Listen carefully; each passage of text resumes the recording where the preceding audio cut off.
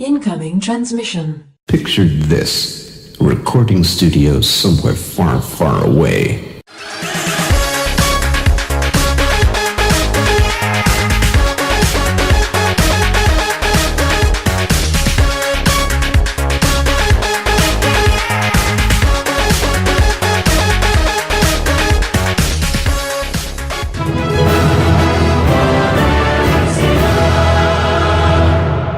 Welcome, Watchers of Illusion, to my Castle of Confusion on the 28th of July. I'm looking at yet another Amiga game, and it's rock hard. It's Project X and Team 17 game. Let's have a look at some of the options. So we have, we can select our own ship. That's quite cool. So each ship obviously has advantages and disadvantages, which you can read all about there. Always good to make an educated choice. So we'll have a look at that one. So you can change the music modes, arcade mode, you can change that to rookie mode. That might be an idea, but we'll go with arcade mode because I'm feeling particularly hardcore today. So let's have a go. Oh, it's 2 players. I think that's turn-based though. So let's have a look and see what we can see. Pretty loading screen. I am actually playing this off a hard drive, Amiga hard drive, so that's going to obviously quicken up the loading speeds somewhat. But, this is pretty. Very reminiscent of things like Nemesis and Salamander there with the bottom options. I like the fact that the top bar is fairly obscure. It's quite nice. It's not in the way. So it's the general thing of shooting waves and getting power-ups for your weaponry. You can see there we've got speed, guns, build, side, missile, plasma, magma, laser and stealth. Now, I think the later options are more powerful weapons. You can upgrade by pressing the space bar when you've actually got one of them highlighted. You can try and get the big power-up straight away. This is one thing I will warn you about though, ladies and gentlemen, is that it's very, very difficult to die. Very difficult. It's very easy to die in this game. Very, very easy indeed. They weren't exactly putting the training wheels on this game when they made it, but it's very nice. Graphically it's absolutely fantastic. Sound-wise it's amazing as well. Some very nice explosions and other things. The music on the game is iconic. The intro music is particularly lovely. So yeah, it's really nice. I like the influences from the said games, like Nemesis, Salamander and that kind of thing. I really, really like that. But they put their own spin on it, which is great. And now we've got like an asteroid field coming up, which we can destroy the asteroids. I'm actually doing better at this than I used to when I had the game back in the day, so to speak. But it's such a nice, smooth, scrolling experience. This is probably one of those games you'd want to play. Well, I'd say a bucket list game, to be quite honest with you. If you can hear traffic going past, it's because I've got the office door wide open, so I do apologise for that.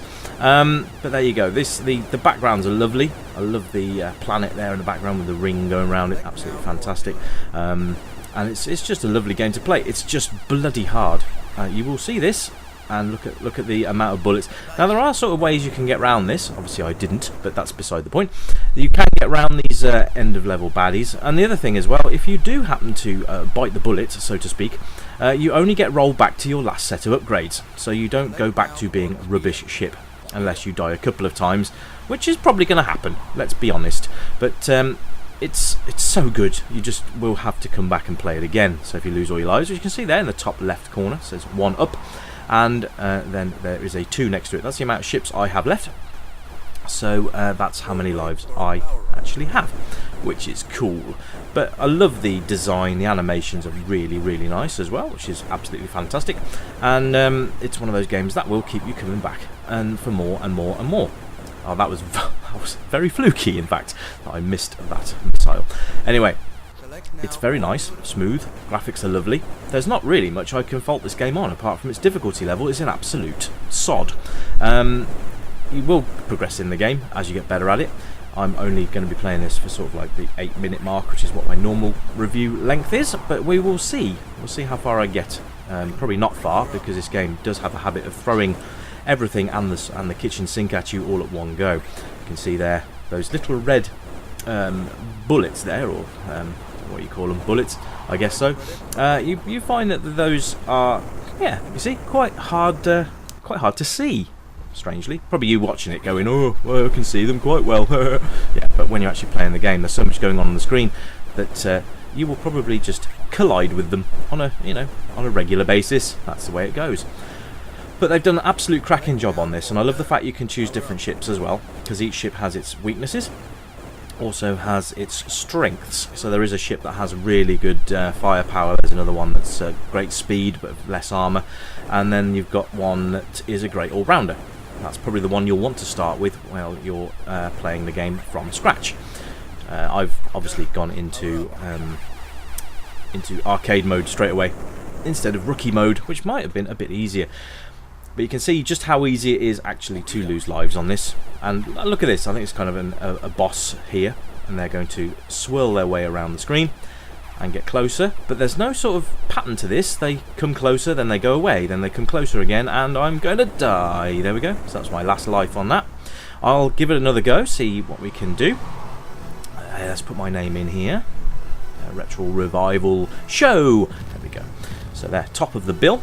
So we're going to have a look again. Let's get the menu back up here, and let's select a different ship, shall we? So we can have a look. Let's go to options here, select craft, and let's go. I think that was the one I had there. So we'll go with the battle class. There we go. So, no, we won't go with that one. Which one will we go with? I don't know. This one. Disadvantages, none. So we'll go with the Hyperion Cruiser class. That's what we shall go with, and let's see how we get on. You can turn auto fire off, by the way. It just means if you hold your fire button down, it will continue to fire a stream of energy rounds, which is great. So you don't need to worry about rapidly pressing the fire button. I always start with the speed up, by the way, because it does make your ship a little bit more manoeuvrable, which is always great. So give that a waz once you're on there. You can see here that you nearly died there. That was good. So I'm going to upgrade the guns, so they'll be a bit more efficient against things like this. Always good to upgrade your cannons if you can. You will start to get side shots and stuff like that as well. So we're going to upgrade guns again. There we go. Now we've got side guns as well. Let's upgrade them again. Now we've got double shots. So you can see that the upgrade system works incredibly well.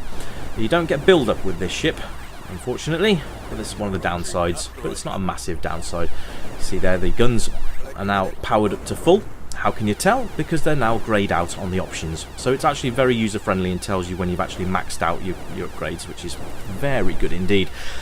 Now this was one of those games that is just so pretty. It will frustrate you. I will warn you that now. But you will get frustrated playing this. So if you've got a short temperament, probably best to play this in short bursts, because otherwise you're just going to get incredibly annoyed with it. Similar to the way I get annoyed with some games as well. But you know, it's one of those games that actually will keep you coming back. Even if you get frustrated with it, it will give you that incentive to come back and just try and get a bit further than you did the last time you played. So there you are. But this is a really nice homage to a lot of the games that I've mentioned before, and you can see clear influences taken from those games, and it's really nice to see. So I'm actually doing a lot better this time round. As long as I don't get caught by one of those bullets, we should be fine. And that thing will bugger off in a minute, because it's going to spin off the screen, and we'll progress on to the next part of the game. There we go, it is now gone. So we go on to these little ships here. Now pay close attention to the animations on the ships and the backgrounds as well. This is one thing I like about having a look at videos, is that when you're playing it you don't notice the stuff quite as much, but when you're actually going back and looking through it, you can tell a lot more detail. Anyway guys, that's me done. I will see you next time. Bye for now.